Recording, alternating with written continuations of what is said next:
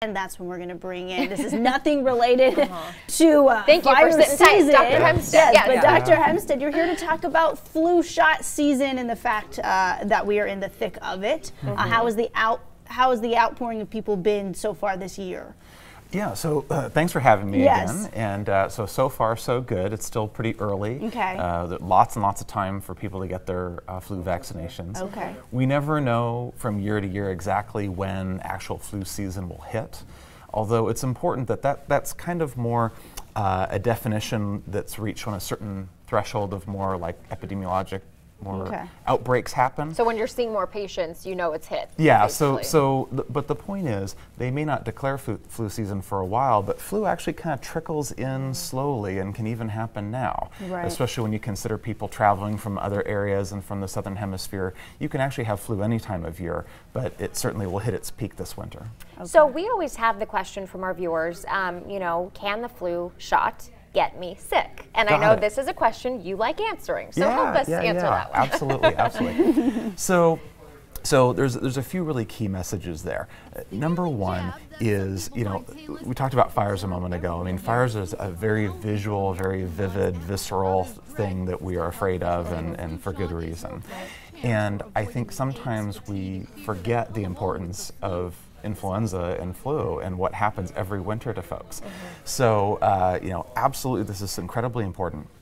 And what happens with some people is when I get a flu shot, most people do great, and most kids do great, and my body is going to mount an immune response to it, just like if it saw the real thing. Okay. So what you're doing is training the immune system to say, this is what flu looks like. Next time you see it, kill it. Okay. All right?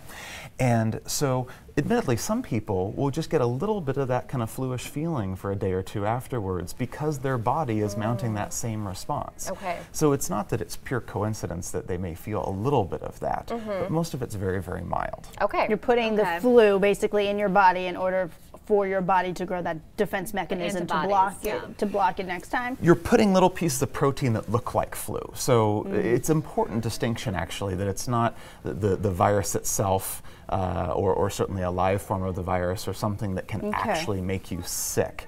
So the distinction is you can sometimes feel just a little bit flu-ish after your flu vaccine, but you're not actually ill. So it's not kind of, well, I'm going to get sick either way. It's not that kind of equation. Some people will feel a little bit flu-ish after the flu vaccine. Most people won't. So I guess my question would be, if I get the flu shot, I haven't yet, is it possible to still get the flu? It is, absolutely. So unfortunately, flu is just the reason we have to keep dealing with it year after year after year is it is a really incredibly advanced virus that knows how to mutate itself and change strains and do all these things, and that's why we haven't just conquered it like we have measles or polio or that type of thing. So no, it's not 100% protection. It's really cheap insurance though. I mean, that's true. Okay, so you know, an analogy that I use, you know, speaking of insurance, and again, fires again this morning, is, you know, okay, it's not 100%, but isn't 60 or 70 or even 50% still, again, cheap insurance? So it would be like saying, well, my homeowner's policy doesn't cover floods, so I refuse to buy homeowner's insurance. And then the fire comes. Right? You know, and so I hear that a lot from folks, and I can kind of understand where our minds go to sort of try to kind of get ourselves excused out of it, that type of a thing. But ultimately, again, I mean, even if it only prevented 25%, it's incredibly important insurance, and for especially the vulnerable in our population. This is kind of, frankly, part of our sort of community, you know, outreach and good stewardship of our fellow citizens that need our help and need that protection. Well, the best part about having you is that we can have you answer our viewers' questions live. So we have a couple. So Reggie Cepeda, good morning to you. Yes, this is actually something, I just got my flu shot. I've been getting it every year for a couple years, and I have the same problem, Reggie. Why is it such a painful shot for the first 24 hours? Sometimes my arm is sore for 3 days. And Dina was like, and I'm like rubbing it and stretching it. Why like, is that? Someone just socked me in the arm? Why so painful for some? Got it. Not so bad, but it just gets sore. Well, enough to notice. You don't want it. So what's going on? So again, a little bit of like what we were just saying. I mean, I'd encourage you to think of it as, yeah, I got something and it worked. It's creating a response. Yeah. You know, if it did absolutely nothing, I suppose one would wonder, you know, hey, is it really doing anything? So, you know, I mean, I'm just trying to put a positive spin on it, and that ultimately, again, when faced with the possibility of being hospitalized or missing work, or, you know, accidentally leading to someone else's bad outcome, you know, a little soreness in the arm, I think is worth it. Yeah, and I just had to stretch mine out a little. Is it just because you're going in the muscle? Is that part of it? Yeah, so it does go, I mean, it's not very long, it's only ½ inch, but it goes right into the muscle. And so, yeah, you know, the muscle knows that, hey, you know, there's some stuff in here that wasn't there before. Yeah. Flu shot? So, you know, it is going to have a reaction to that. Okay, we have more people commenting online. This one woman, let's see, sorry, well, Denise Surratt Leaper. Sorry, I have seen the shot make people really sick. It lowers your immune system while it, quote unquote, learns. Yeah. So, for those people who she said makes them really, really sick, what's your response to that? Right. So, I mean, fortunately, I mean, I can't speak to one individual's circumstances, and we actually are able to study this every season and look at that very carefully, right? Because the last thing you'd want to do is especially take a very vulnerable person and leave them at risk for a couple of weeks or something while that's happening.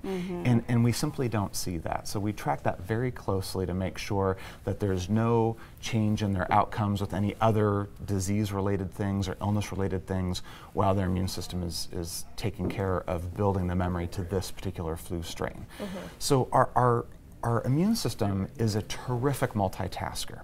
So every time we eat or drink, or, you know, in pediatrics, you know, every time I see a baby put their hand in their mouth, we're constantly... Or grab that binky off the floor. Grab the binky off the floor. You know, really anything that we do, I mean, just breathing in the air, we are constantly being bombarded. Every time we brush our teeth, I mean, it's kind of gross to think about, but when you brush your teeth, you put millions of bacteria straight into your bloodstream. And your immune system has to deal with all of that all the time. So our immune system is a great multitasker. It can multitask all this stuff at once. Compared to even getting the most mild cold, the amount of the proteins, the antigens in the flu shot is a tiny, tiny fraction of that. So again, even though you may feel some of these symptoms, it's not actually making you sick or lowering your immune system. So for the people who are getting the flu, this doesn't protect you 100%. So could they just really be getting the real flu? Not necessarily because of the shot, but because they just got the flu. So there's a couple things there. So all terrific points. So yeah, so going back to the percentages, again, it's cheap insurance, but nothing's 100%. And where we see even higher percentages is in the reductions of severe flu. And sometimes that gets lost in the conversation. So the person may still get flu, or frankly a bad cold that they assume is flu. That happens a lot. You know, it's hard for any individual to really tell.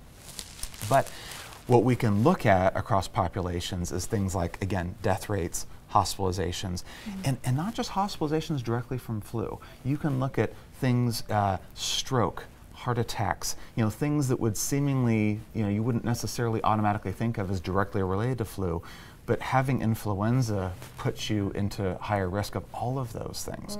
So you can look at many different categories of significant health problems over the winter time, and that's where you'll see some very high reduction in numbers. So in other words, I might still technically get the flu, but my chance of having a severe outcome from it is greatly reduced. Okay. Some more good questions here. Are you seeing these? Go ahead. Yeah. Carly Davis. Well, I'm seeing Carly's. I'm 32 weeks pregnant and just got my flu shot. Will the vaccine be passed to my baby after he is born? So that's it. So thank you. I'm so glad that you did that. Yeah, that is really, really important for you and your baby. With that particular shot, it's a little more of an indirect protection. So yes, babies whose mothers had their flu vaccine are much less apt to get flu, primarily because their moms are then less apt to get flu, which is important to distinguish from, I hope that your OB has talked to you about the Tdap vaccine. So that's for whooping cough, and that's actually even more special, where moms, even if they've already had their own protection from whooping cough, when they get that vaccine during pregnancy, that literally sends the antibodies for whooping cough to the baby that protect it over that first 4 to 6 months while we're trying to get their own vaccine in. So that provides this very direct protection right through the placenta.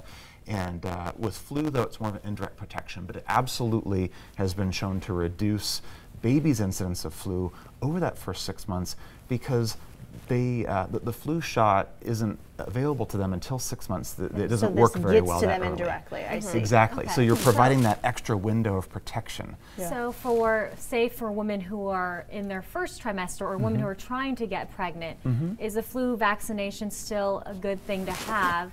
Because I've seen stories and reports saying that sometimes the flu can cause miscarriage, but that could be a combination of different things. So what do you tell somebody who is either trying to get pregnant or somebody who's in their first trimester? Right. So that has been an area of some controversy. There was a study that came out that called that into question more than we traditionally had. And ultimately, the feeling is that if the effect is real, it's very small, and that ultimately the protection from the flu vaccine is still far more important than that potential unproven risk. Ultimately, they'd need to talk with their OBGYN and have that discussion. But certainly, in terms of policy, in terms of recommendations, we don't want people to be worried about getting their flu vaccine. On the other hand, again, a woman who's pregnant, especially early in their pregnancy, getting the flu and having those high fevers can be detrimental to the fetus. So everything is risk-benefit there. There's no 100% safe solution to any outcome, but that's definitely our recommendation. Okay, so I have a 14-month-old. You guys all know that. Her name is London. So she has an appointment next week. Should she get her flu shot? Absolutely. Okay. So now is the right time. Once we get our flu vaccine, it takes a couple weeks to kick in, and again, we never quite know when we're going to start seeing the cases come up. And so there really isn't a too early to get it. It's going to last through the whole flu season, so there's really no reason to wait at this point. So absolutely. So for her as a 14-month-old, she's much more susceptible than you and I. And so, you know, we might say, oh, you know, I can shake off the flu, no problem. And number one, that might not be true. You know, some healthy adults die every year from influenza. And a 14-month-old is going to be certainly that much more susceptible. And again, then their friends and their play groups and so on and so forth, again, it becomes a community benefit ultimately when as many people as we can get vaccinated are all protecting each other. Dr. Hempstead, we're getting a really great question from Maria Torres this morning, and this is an argument that we've heard been made a few times before. She says, we hear a lot about autism. It makes it confusing for parents who have children if vaccines cause or don't cause autism. Where can I get information about vaccines' effects on those children, and can it cause it or not? Got it. Well, thanks, Maria. That's a wonderful question that we do get frequently. And so the short answer is no. Vaccines do not cause autism. And the way that we know that is we have been able to study that question for many, many years now. Over many, many countries, literally over 1 million children have been followed. And you ask a very simple question. You compare the group that have had their vaccines to the small group that haven't had their vaccines, and you simply compare the rates of autism in the two groups. And fortunately, the answer is there's no difference between the two groups. So no, none of the shots or any combinations of the shots or the flu shot have in any way been linked to autism. So you can rest assured about that. All right, well, Kristen Costa-Durham, does that name sound familiar? Because she said, just wanted to say good morning to Dr. Hempstead. He was my son Alexander's pediatrician as a newborn. Good shout out. Almost 15 years ago. He's an awesome doctor. Wow. So, Kristen, and you're only 22, so you started early. That's amazing. What a miracle. Well, do you remember that patient? Absolutely. Everything, every last detail. Very cool, though. So let me ask you this. We've had a lot of people in this newsroom. Our station is one of the places where they'll provide free flu shots to employees who want to get them, which we're very grateful for. When I go into CVS, they're like, hey, have you got your flu shot yet? So it's very much top of mind. I have a lot of friends who say, you know what? I've never had the flu, so I'm not going to get the shot. I don't have to worry about it. Maybe I'm immune to it. What do you say to those folks who say, I just don't need to get it because I've never had it? Right, absolutely. It goes back to our insurance argument, right? And ultimately, it's, I mean, I'm thrilled for that person, and I hope that their luck continues. It's possible their luck will run out. It's also possible that maybe they did have a mild flu, and again, they don't know who then they might have transmitted it to. So, you know, it goes back to, again, cheap insurance, and it goes back to it's not just about us, right? Because absolutely, I get it. I mean, if year in, year out, I've been able to, you know, do just fine without it, then the perceived risk is very small.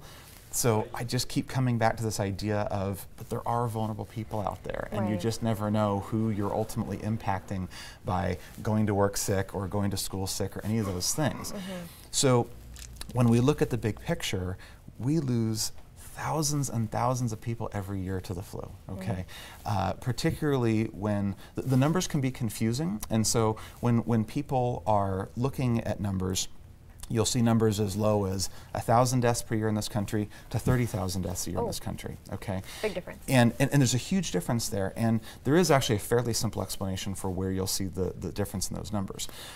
The lower number is the ones that are formally reported to the health department, but that only includes people under 65, okay? And most of who passes away from influenza are people over 65, which are our grandparents, right? You know, our parents and grandparents are important to us, and we want to keep them safe and healthy. Sacred. And so our most vulnerable populations are the over 65, but that's not reportable. And so why not? That's a good question. They don't You count? have to have the health department. I don't think it's because they don't count. I think it's just a different way that the health departments place importance on their tracking of it. Okay. So, but that is why you see the different numbers. Got it. So the point is that, you know, on the order of tens of thousands of people are dying from this every year, okay? And people that count, people that are parents and grandparents and loved ones. And so ultimately, if we were able to get everyone their flu shot, we could get much closer to what's called herd immunity, which is what we have for our other shot-preventable diseases, say like polio, right? So, you know, you could say, well, hey, you know, I haven't gotten polio. Why should I get my polio shot? It's like, well, let's keep it that way. I mean, and so this is really the same point, that ultimately, even if you personally are never going to be affected by polio or measles or flu, it's all the same concept. If we were all able to go out and get our vaccine, it would be very hard for flu to do what it does every year, which is gain a foothold in the community and affect all these folks. Couple more questions, but before I get to those questions, when did the flu shot come about? When was the fruition of that? Was this decades ago? Was this years ago? Do we know? I mean, more or less. I'm just trying to think of like my grandparents. Was the flu shot around when they were teens? I don't think when they were teens. I'd have to look that up, actually. So, yeah, well before my time. It's certainly been decades. It's been decades. Yes. And now is there more of a push for people to get it than ever before? I just feel like I'm hearing more about it. Like, get your flu shot. You need to get your flu shot. I'm one that, and not in recent years. I don't know what we're listening to in our ears right now. It's a story playing. But I have not gotten mine this season. I haven't in a couple of years. So, and I've been fortunate enough to not get. Yes, like you said, my luck could run out at some point. But I just think I'm like a lot of those people that just haven't done it because we haven't gotten it. Exactly what you're saying, Dina. But then if I do get it, if I get the flu, and then I'm hurting the people around me, and I understand that. So definitely reconsider. So thank you for being here today. Lindsay Ballou, my husband has a kidney transplant, so his immune system is already compromised. He is told he must get his flu shot each year to be protected, but each year he gets sick shortly after the shot. Is it still worth it for a patient like this? It certainly sounds like it. I mean, that's a very special case, so certainly if his doctor has recommended that, which I imagine that they would, then absolutely. And again, we want to be a little bit careful about that getting sick part, that there's nothing in the shot that can actually make you sick or weaken the immune system. We talked about sometimes people have some fluish side effects from it, which is different than being ill. And the other thing, I think you had actually hinted at this at the beginning of the conversation, I mean, there are things that happen like, frankly, if I stand in line waiting for flu shots and someone is coughing behind me and gives me the flu, and I come down with actual flu a couple days later because the flu shot's not going to work yet, then of course I'm always going to believe for the rest of my life that I got it from the flu shot. Right? There's no one that's going to convince me otherwise.